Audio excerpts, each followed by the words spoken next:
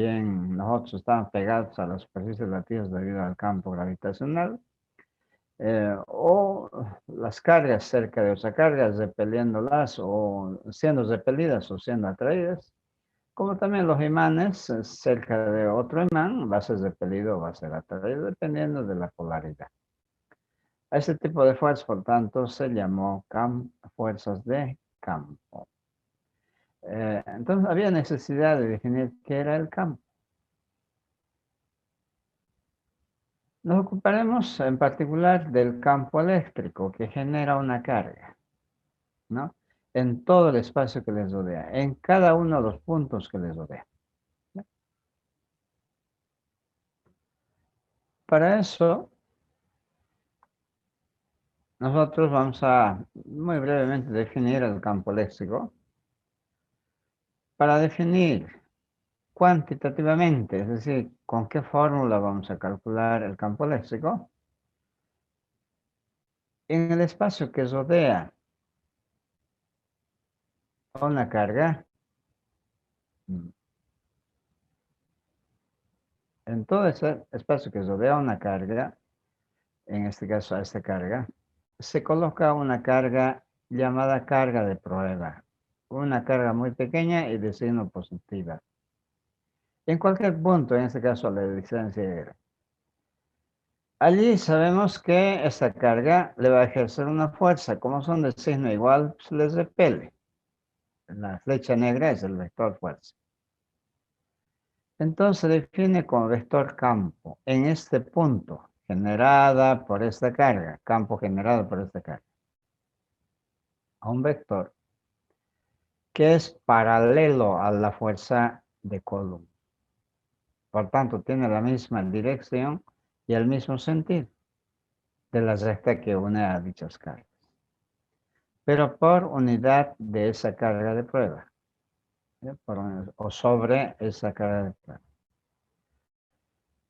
Esa es la definición cuantitativa del campo eléctrico en valores. El campo eléctrico en punto P como este, y podría ser cualquier punto, es un vector paralelo a la fuerza de Coulomb. Su unidad, como se puede ver, es el Newton sobre Coulomb. Newton para la fuerza, Coulomb para la carga. Si reemplazamos la fuerza de Coulomb, bueno, y a la inversa, ¿no? De aquí es posible despejar la fuerza como la carga de prueba por el campo. En ambos sentidos tiene que trabajar. Si reemplazamos la fuerza de Coulomb, recuerden que es producto de ambas cargas sobre la distancia al cuadrado, la carga Q sub 0 que estaba en el numerador, pero que ahora aquí también está en el denominador, se simplifica en tamaño y sobre el cuadrado.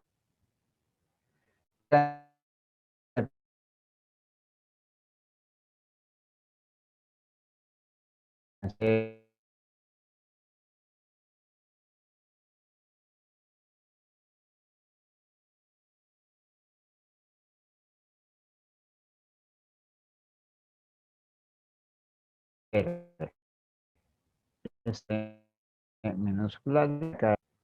Entonces están los dos campos de la carga en serio. Como se va a R menor no podemos, porque toda la cantidad sobre cero va a ser infinito, va a tender a infinito. Nosotros no trabajamos con las expresiones de infinito. De esta manera, el campo eléctrico no es más que una asignación a cada punto de espacio,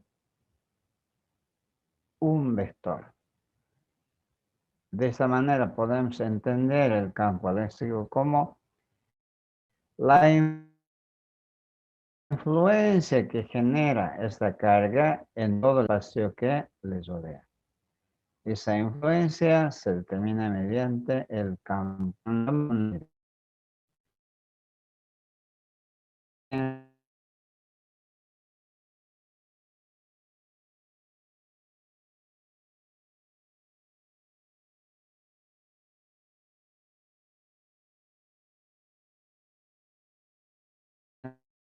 secretariamos con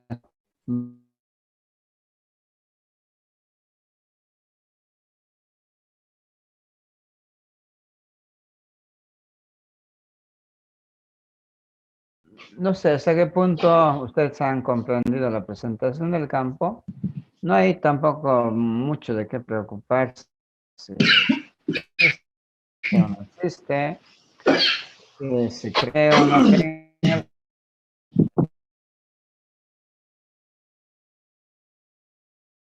esencial de incluir la presencia del campo léxico, es decir, se puede mostrar que existen. Así también se pueden calcular. Entonces, a través del cálculo se sugiere, se recomienda, cuanto más cálculo hagan en el campo eléctrico, poquito a poco uno va comprendiendo lo que es el campo eléctrico. Así que, o confiar lo que es el campo, ¿ya? En este caso, por ejemplo, tenemos 3 cargas puntuales, positivas, digamos, para fines de trabajo simplemente. Uno, la del campo. Entonces, la sugerencia es de que, enumeradas las cargas, también se enumeren sus posiciones. Por ejemplo, de la carga 1 al punto P está a una distancia R1, de la carga 2, el punto P está a una distancia R2, R3, así. Y entonces R1, siendo una carga positiva, genera este campo radial divergente, es 1. La carga 2, como está acá, genera en este punto un campo en la misma dirección, es 2. Y la carga 3 también en la misma dirección, es 3. ¿Qué hay que hacer? Aplicando el método del paralelogramo, por ejemplo, después de E2, copio E1, después de eso, copio el E3 y el origen con el último vector nos da el vector resultante, la suma vectorial. ¿Ya? Entonces, muy fácil en esta primera parte, calcular el campo para cargas denominadas cargas puntuales. Hasta aquí hemos estado trabajando con cargas puntuales.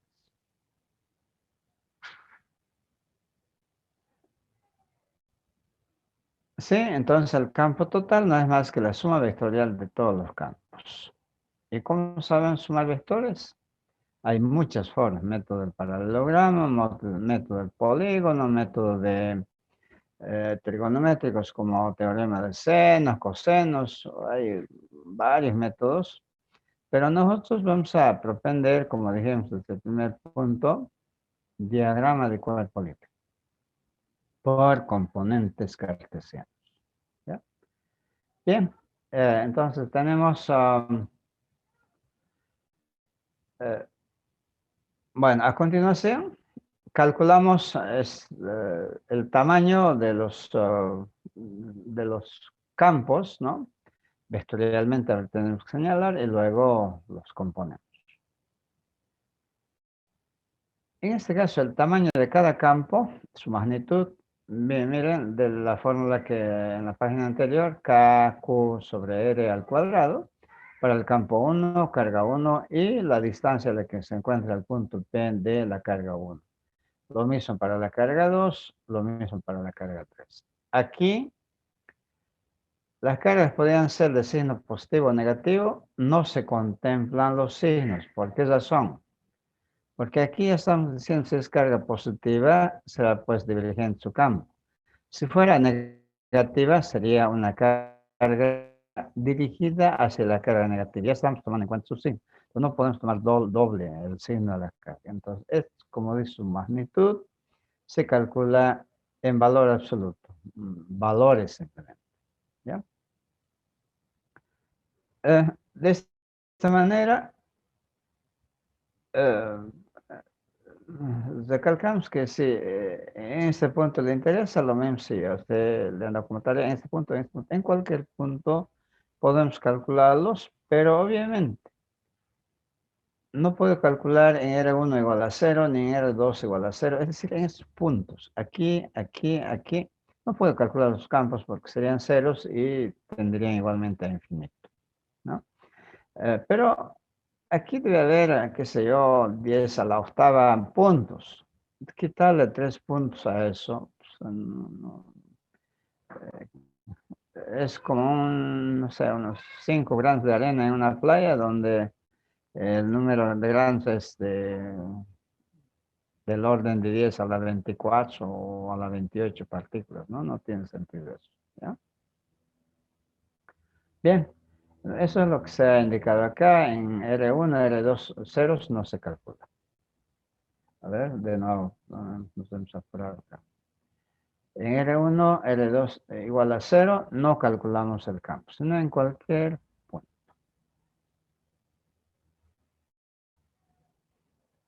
Acá, con un par de ejemplos, esperamos que, digamos, a hacernos entender. En este ejemplo, 3 cargas de 4, 3 y 7 y menos 7 microcoulomb sean vértices de un rectángulo. Aquí, aquí y acá. Esta que estamos diferenciando es una carga negativa y estas dos positivas. Calcular el campo eléctrico resultante en el vértice libre de la carga. ¿Cuál es el vértice libre? Este sería para nosotros el punto P. El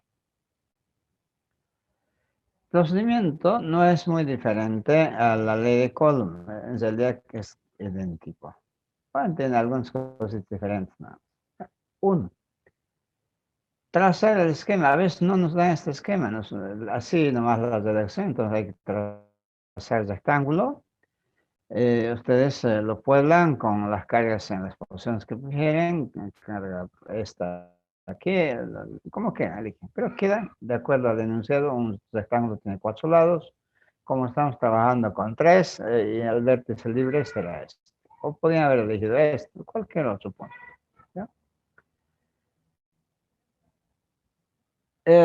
A continuación, trazando el esquema, se sugiere enumerar. Bueno, colocamos las cargas, pero enumeramos. ¿Cuál va a ser 1, 2, 3? Eso al revés también podemos haber hecho 1, 2, 3 o 1, 2, 3. Es lo de menos. Pero hay que enumerar. Enumerar las cargas. Nos situamos en el punto donde vamos a calcular el campo. Ese es el punto P. Revisamos si todas las distancias están determinadas. Por ejemplo, R1 se ha escogido 0,5 metros, 50 centímetros.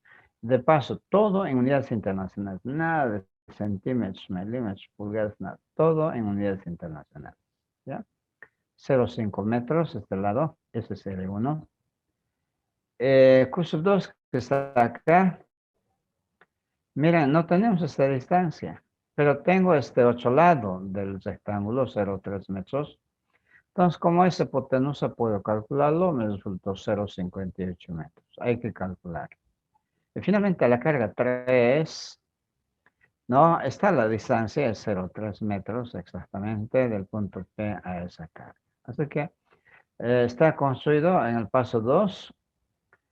Desde el punto P están todas las distancias, ¿no? Enumerar las cargas, las distancias. ¿Sí? Y por supuesto, R1, R2, R3 son las distancias. En el paso 3, trazamos los campos de la ley de Coulomb, de radiales divergentes. Cargas negativas generan campos convergentes, radiales. ¿Sí? Entonces, aquí además estamos recordando eso.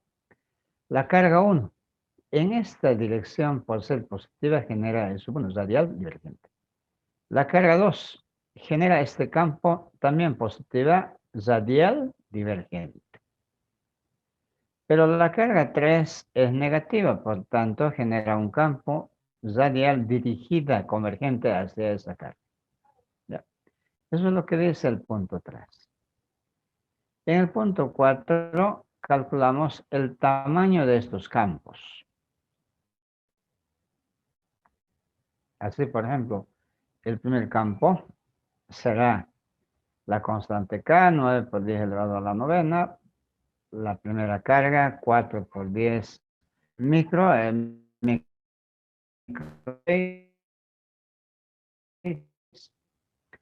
igual de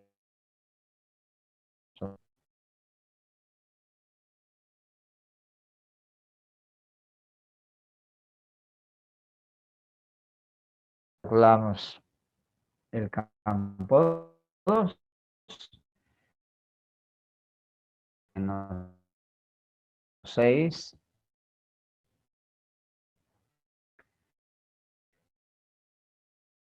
y la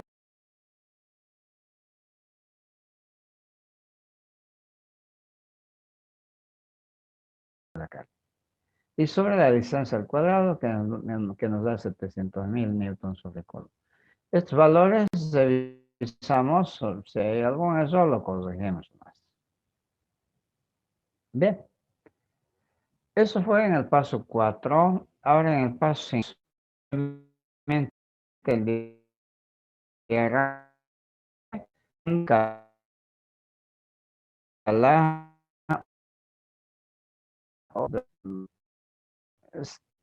pueden proponer cualquier sistema de coordenadas, pero con la mayor cantidad de vectores. Aquí tenemos un vector horizontal, entonces coincide con el eje X. Un vector vertical, aunque negativo, coincide con el eje Y. Así que un solo vector se nos escapa, ¿no?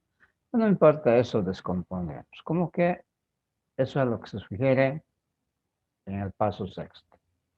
Este es el diagrama de cuerpo libre. Calculamos los componentes cartesianos,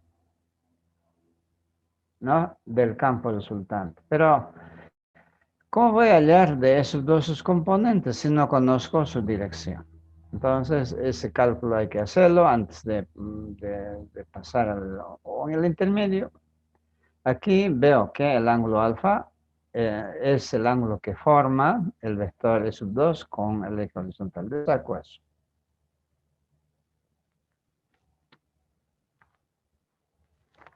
De la gráfica anterior, ¿no? A ver.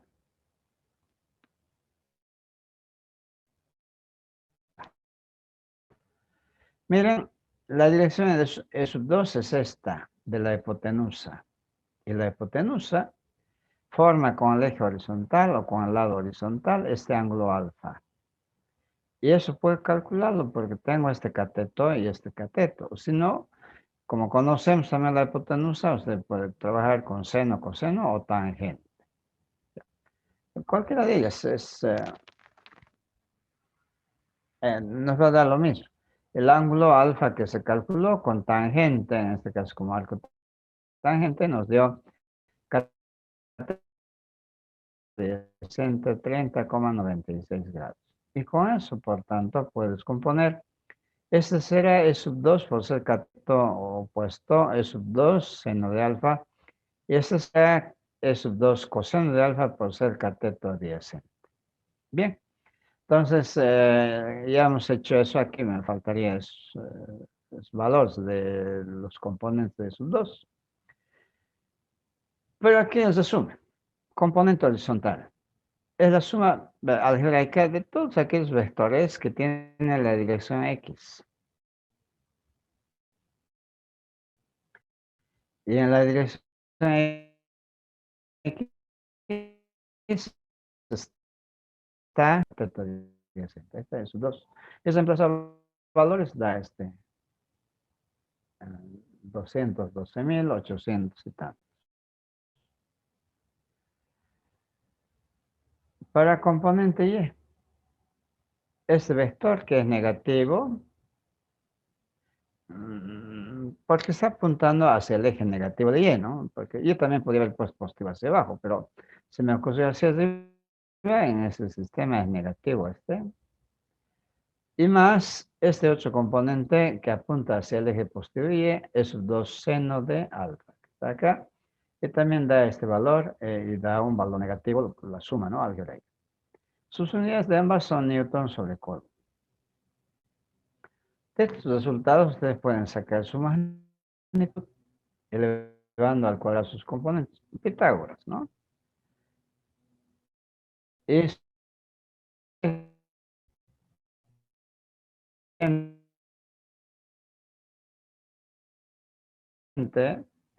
por ejemplo, que no es más que cateto opuesto, componente y deben recordar de vectores, arco tangente de componente y con su signo y todo sobre componente x, ¿verdad? Menos 72 grados. Gráficamente, a continuación de ese vector, tendría que poner el sub 1, luego vertical. Va a estar,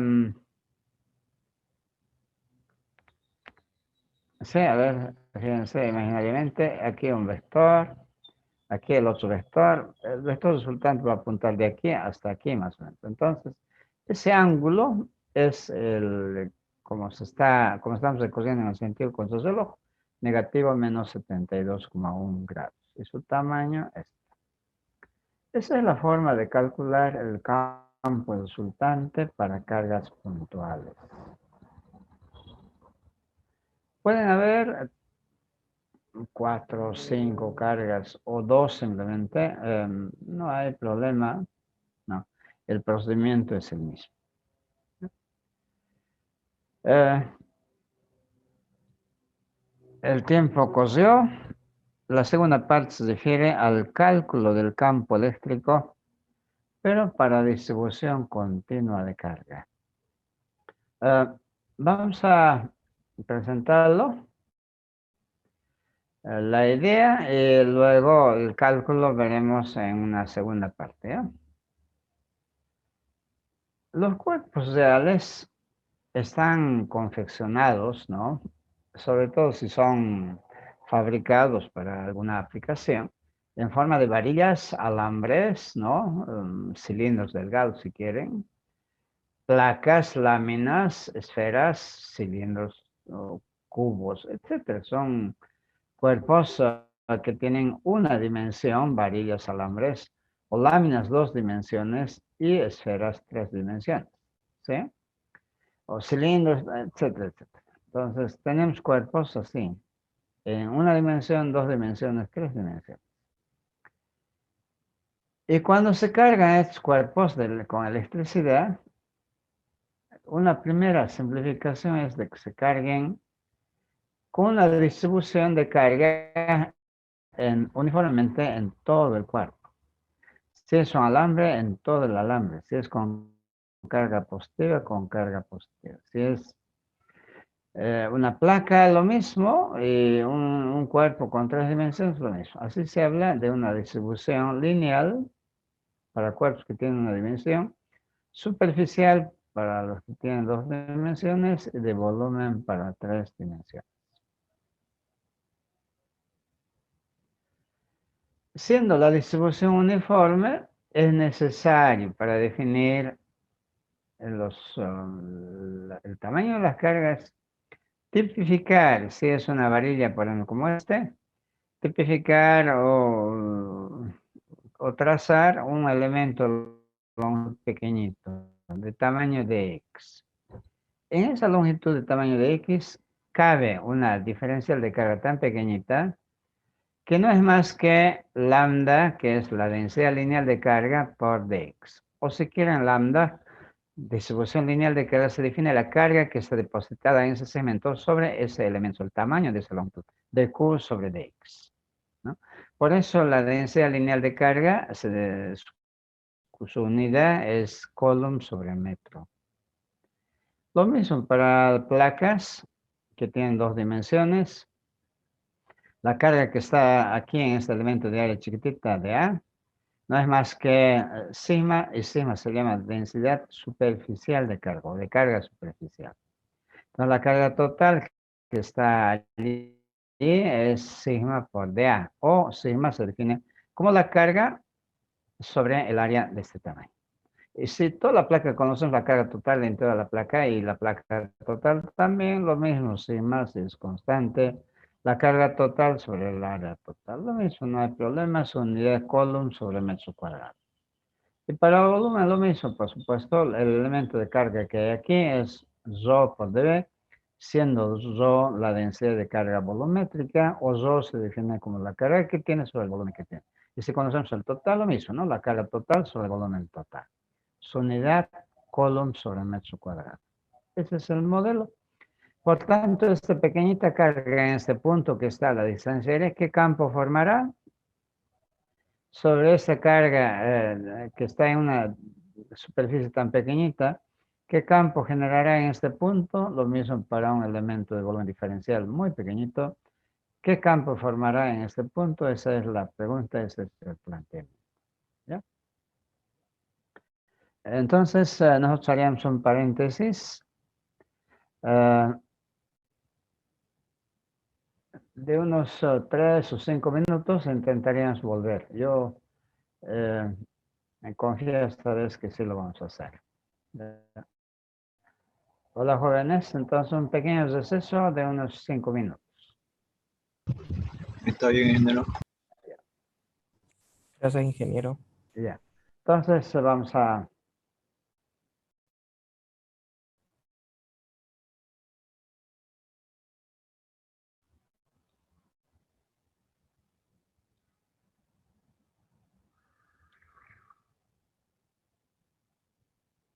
Definido el modelo de distribución lineal superficial del volumen, el planteamiento ahora es, se simplifica bastante.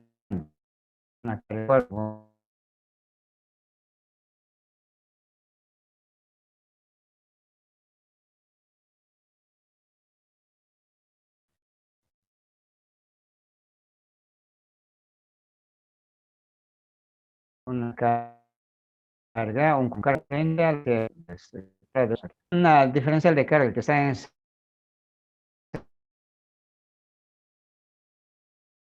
elemento de longitud de un tamaño muy chiquito. Por tanto, ese es el mejor concepto que tenemos de una carga puntual. dQ, por tanto, es básicamente. Entonces vamos a seguir aplicando la ley de Coulomb. ¿Sí? Con la única Q.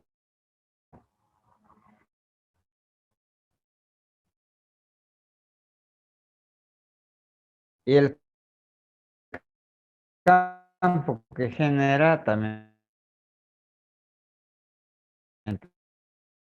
tendrá que ser el diferencial de la diferencial de carga.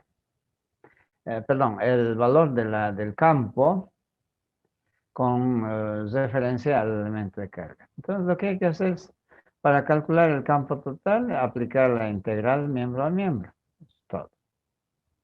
Pero el vector U sub R será una constante, será una variable, es un lío. Mejor por componentes cartesianos.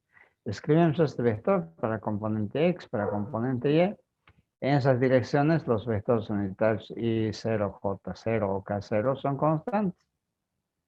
Por tanto, sacamos fuera de la integral y nuestra integral se convierte en la integral común de cantidades escalares. Ese es el planteamiento básico, como en este. Este cuadro está cargado. Definimos un elemento diferencial de carga. ¿Sí? En este punto P, esta es la distancia que la separa de esta diferencial de carga al punto P. Y el campo es un vector diferencial, ¿no es cierto? Aquí le faltó flecha, pero le puse negrita, ¿no? Diferencial de campo. Y hacemos notar que el vector U sub R precisamente tiene la dirección de R minúscula, es decir, radial. Entonces, este vector es el tamaño de su magnitud, ¿no? Multiplicada por este vector unitario. ¿Ya? Para integrar antes, hay que ver cómo vamos a escribir dq. Pero, ¿qué va a ser dq? Si es lineal, lambda, como, a ver, retrocedamos a la página.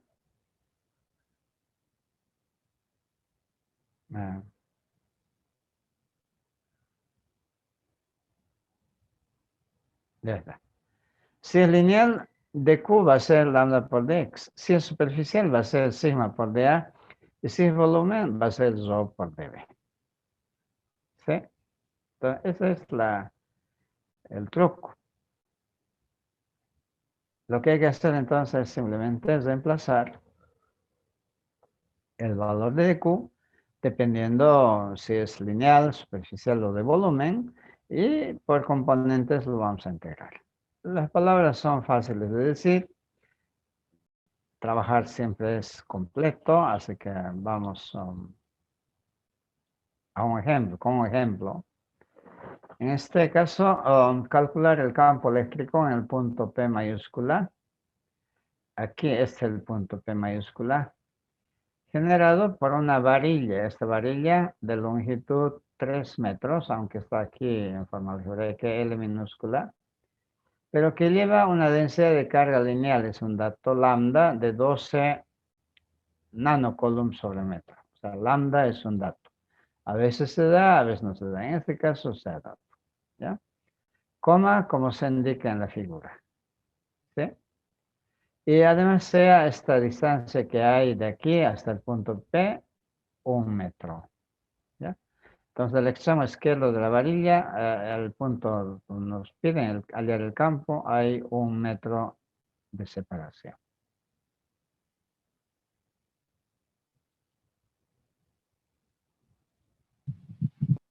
Ya está. Sí, procedimiento. Se sugiere, antes de nada, asociar a un sistema de referencia. Ese sistema de referencia, como no dice si la varilla es horizontal, vertical, si es más cómodo es colocarlo en posición horizontal y hacer pues, que el eje X coincida, ¿no es cierto?, a esa varilla. ¿Sí? Pero igual si hubiesen puesto en posición vertical, lo mismo. ¿Ya? Bueno, ¿para qué decía? Como se indica en la figura, así que la figura ya está hecha, ¿no? O sea, la varilla, el punto P ya está. Le hemos asociado un sistema de coordenadas, eso sí. El origen del sistema de coordenadas usted puede colocar en el punto donde se pide calcular el campo, o aquí en el extremo izquierdo, o aquí en la mitad, aquí en el extremo derecho, eso es a gusto. ¿Ya? Yo tengo la tendencia de colocar el origen del sistema de coordenadas en el punto donde se pide hallar el campo. No tengo explicación, pero debo tenerla, ¿no? Por algo tengo esa tendencia, pero es lo mismo colocar en cualquier punto. Esto les digo, trabajar con un sistema de coordenadas, primero es necesario porque se integra funciones y las funciones son dependientes de variables, así que no puede estar exento sistema de coordenadas. Y trabajar en sistema de coordenadas es encontrar una mejor ubicación para resolver el problema y en lugar de complicarse. Entonces, eh, quizás no es comparable, pero les reitero, eh, este fin de semana ha habido fútbol, creo que también hay fútbol. Si usted tiene la posibilidad de colocarse en la butaca o preferencia o general o la curva, etcétera, no importa, de algún lugar verá mejor, ¿no? Pero el resultado, donde usted se ubique, no va a cambiar. Le parecería que un gol no era visto de un costado, pero el árbitro, con la ayuda del VAR, definirá si fue gol o no fue gol. Habrá que confiar. Y si por alguna razón se quedó en casa, lo mismo, el resultado que ve en casa va a coincidir pues, con los que han ido a ver directamente, ¿no es cierto? Aunque la vivencia es otra historia, pero por ello elegir un sistema de coordenadas en ningún caso altera el resultado del problema. ¿Ya?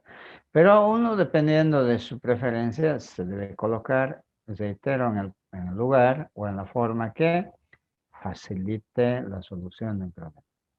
¿Ya?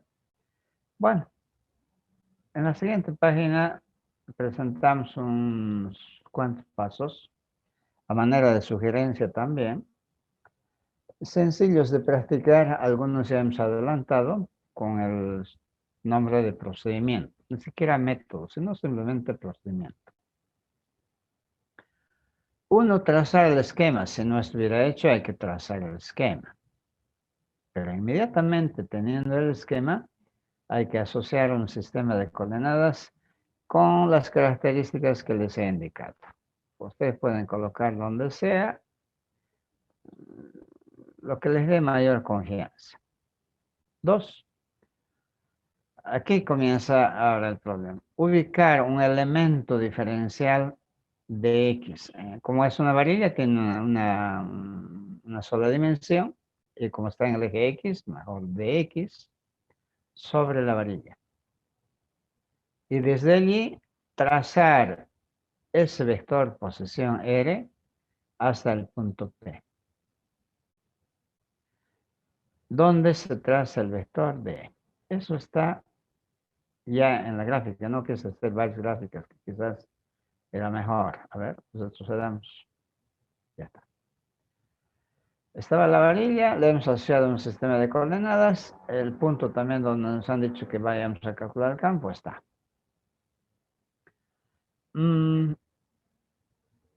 Hemos ubicado, podría ser en este punto, en cualquier punto, un elemento diferencial de X. Aquí está.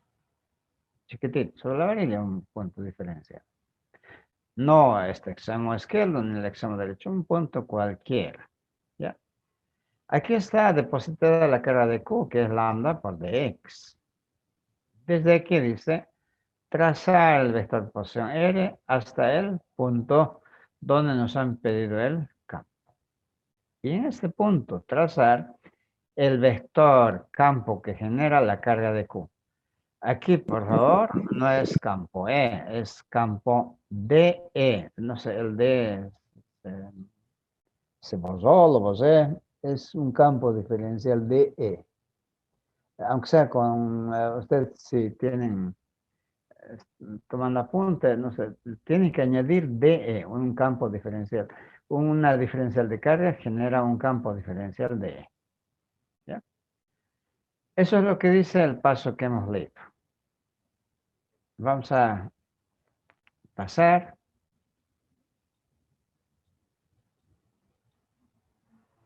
Bien, entonces ubicar un elemento diferencial sobre la varilla y desde allí trazar L hasta el punto P, donde se traza el vector DE.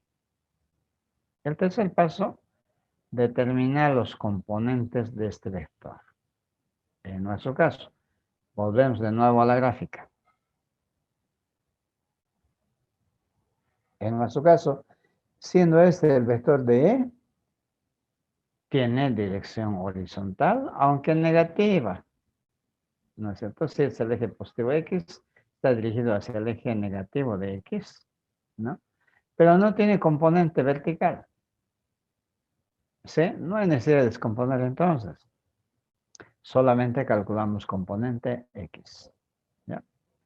Pero si este vector hubiera sido así, por ejemplo, entonces hubiéramos encontrado su componente X y su componente Y. ¿Ya?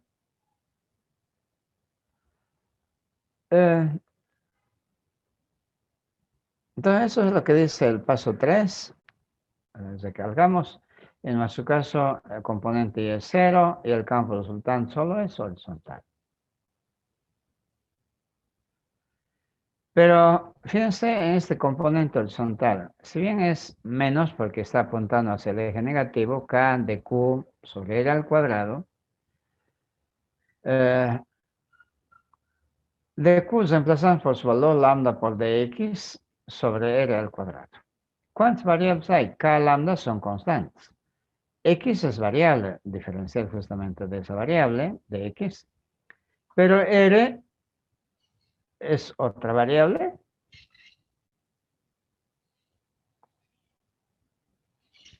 Por eso hay necesidad de relacionar variables. En nuestra gráfica, R es igual a X.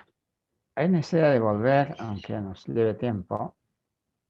Miren, de este punto donde está esa diferencial de carga hasta el punto P hemos trazado R. Pero del origen del sistema de coordenadas, este punto se encuentra a la distancia variable x, porque está sobre el eje x, ¿no es cierto? Es una x. Todos estos puntos están descritos por la coordenada o variable x. Entonces, r en tamaño es exactamente el mismo que x. Eso es lo que se ha dicho en los siguientes puntos, ¿no? Relacionamos las variables, así que r es x, así que hay una sola variable. Y recuerden, como es lineal, hay una diferencial, una sola integral, no podía haber más que una variable. De esa manera, calculamos por componentes. En general, ¿no? En nuestro caso, un solo componente. Componente y vale 0 y nos abocamos a calcular componente x. Integro miembro a miembro, con signo incluido. K lambda es una constante, son datos además, de x sobre x al cuadrado. Aquí los límites.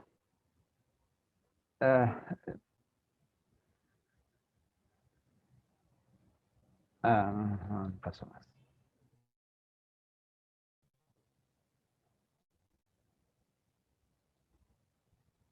Ya. Ya está. Fíjense, nuestra varilla no está con su extremo izquierdo en el origen. Está a 1 metro del origen, pero sobre el eje positivo. Por tanto, la varilla se extiende desde que a minúscula vale 1 hasta que este otro extremo donde termina la varilla, pero la varilla como tiene 3 metros, más esta distancia que es 1, va desde 1 hasta 4. Esos son los límites.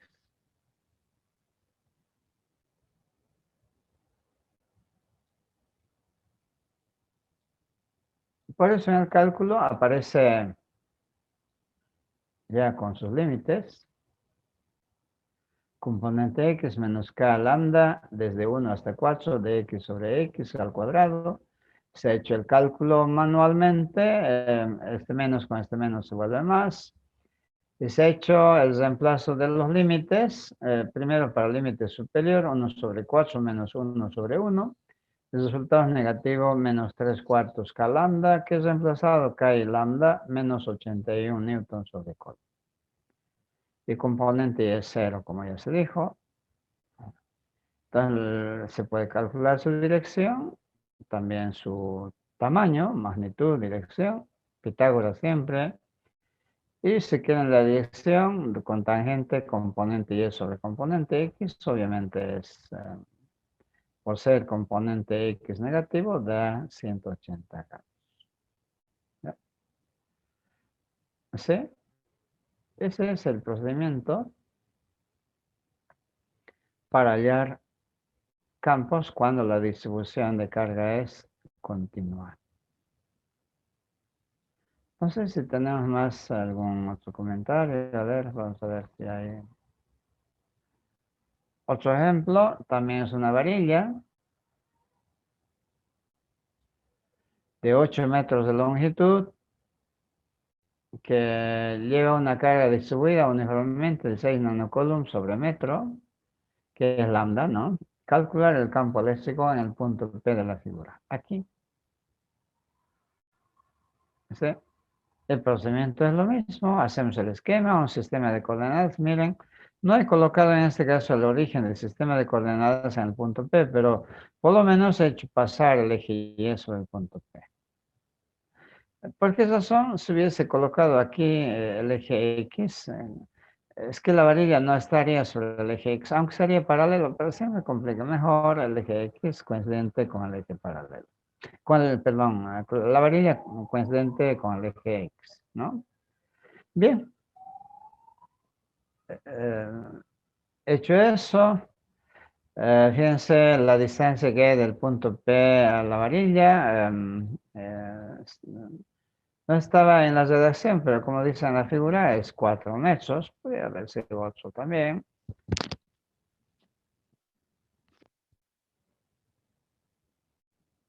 Lo que se ha hecho es, a continuación, Bueno, el punto P se encuentra en su proyección perpendicular. De la varilla hay 3 metros a la izquierda y por tanto el saldo de 8 metros, 5 metros está en la parte derecha. ¿Sí? Desde aquí hasta aquí hay 5 y de aquí para allí 3. Porque en total es de 8 metros. Bien. Ubicamos un elemento diferencial de X sobre la varilla. Allí está la carga de Q. Trazamos R hasta el punto P. Y en el punto P está el vector diferencial de E. ¿Sí? Así también, eh, ahora descompongo sobre tanto horizontal como verticalmente. Son sus proyecciones, pero solo puedo hacerlo si conozco qué ángulo forma, ya sea con la horizontal, esta, o este otro con la vertical. Vale, cualquiera.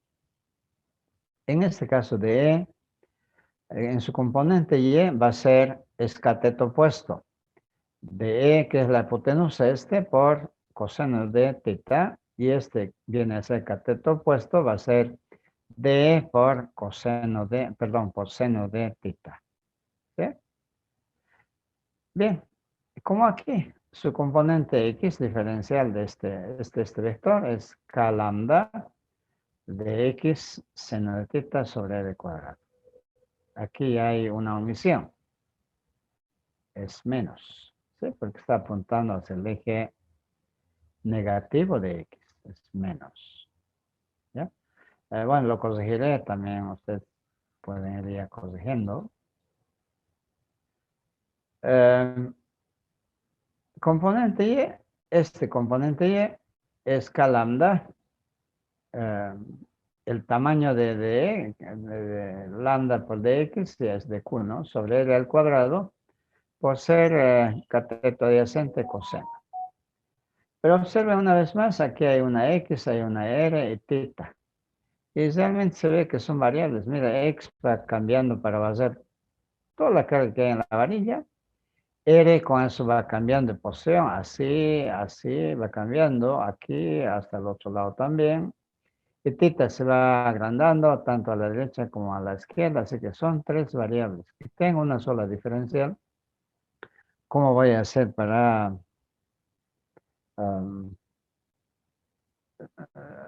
simplificar, no? De la necesidad de ver la correlación de variables. Y esta correlación de variables permite ver inmediatamente. Es la hipotenusa de este triángulo rectángulo.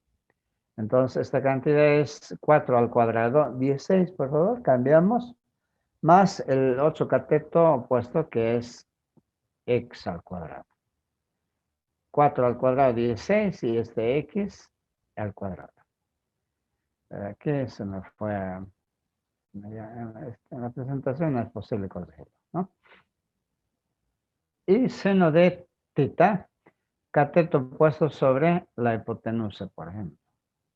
O tangente también podría haber aplicado, pero como tengo seno, coseno, seno de x es x, cateto puesto sobre la hipotenusa. Y coseno de teta, también aquí anotamos, cateto adyacente sobre la hipotenusa. Estas 3 relaciones permite eliminar 2 de ellas y quedarse con una. Podrían quedarse con R o con teta o con X. Yo prefiero quedarme con las variables originales, en nuestro caso es X, porque la variable está sobre el eje X. Entonces, equivalencia reemplazado. Para componente x, x de x, 16 más x al cuadrado. Aquí ya está corregido, ¿no? El 14 que va a decir 16.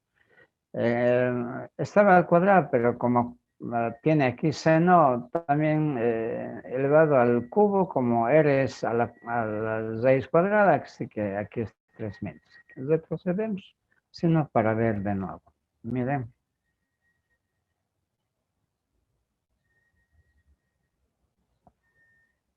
Ya está. Aquí seno de, está r al cuadrado, y r es raíz cuadrada y 16 más x al cuadrado. Raíz cuadrada.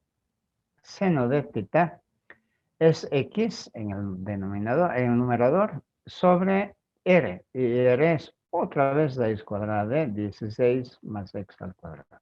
Entonces aquí vamos a tener 3 veces raíz cuadrada, ¿no? Y eso es lo mismo para coseno, ¿no? Coseno va a ser más fácil, la 4 sobre r nomás.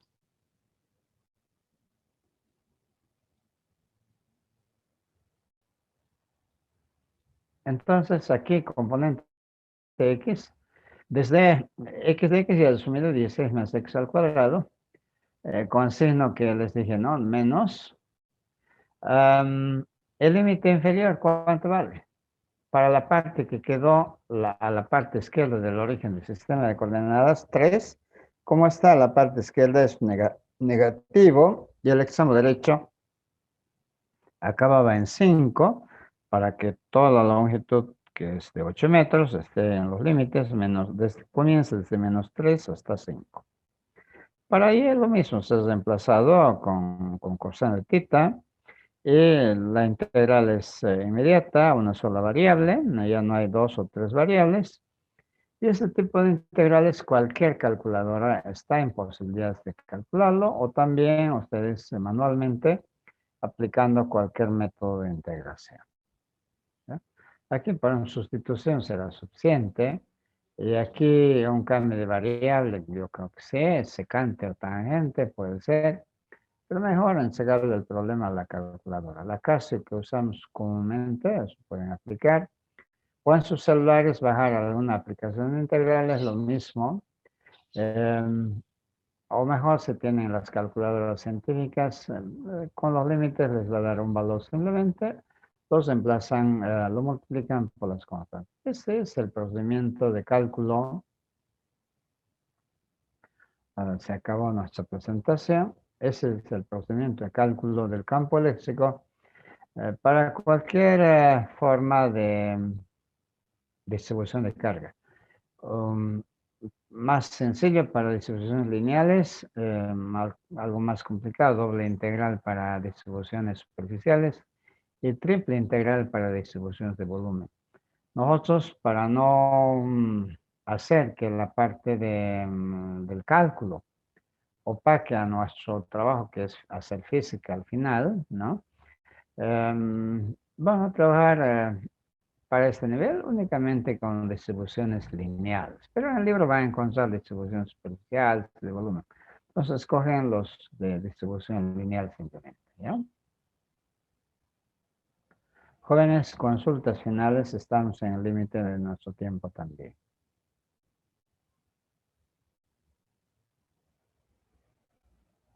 Hola, Disculpe, ingeniero. dígame. ¿Puede enviar la diapositiva al grupo, por Sí, favor? más bien en este momento lo haré. ¿Algo más? ¿Alguna otra consulta? Para otros momentos o para los demás compañeros, este documento está en Classroom. ¿Sí? Entonces, siempre usted, todo el tiempo, a cualquier hora, pueden consultar. ¿Ya? Pero en este caso les voy a mandar. eh, si ustedes me facilitan estos resultados, por favor me los envían para que yo haga la corrección respectiva. ¿Listo? ¿Alguna Ingeniero, otra? Dígame. ¿cuándo van a comenzar los laboratorios y las auxiliaturas? Ah, ya. Ya nos están haciendo llegar a los ayudantes, la nómina de ayudantes. Si un poquitito más tarde aparecen los ayudantes, les vamos a proporcionar el WhatsApp para que les avise. F1, por ejemplo, ya hemos arrancado con todo, pero en el grupo T parece que o no hay ayudantes, o no han podido designar, o no han podido acordar horarios, algo pasa, no nos han llamado. ¿Ya? Pero si está más tarde hay, como mañana se sientan en el laboratorio, les escribo, pues. Ay, ingeniero, gracias. ¿Listo? Ya. ¿Alguna consulta más? Entonces, para el día jueves nos comprometemos a avanzar el siguiente tema, que está referido a la ley de Gauss.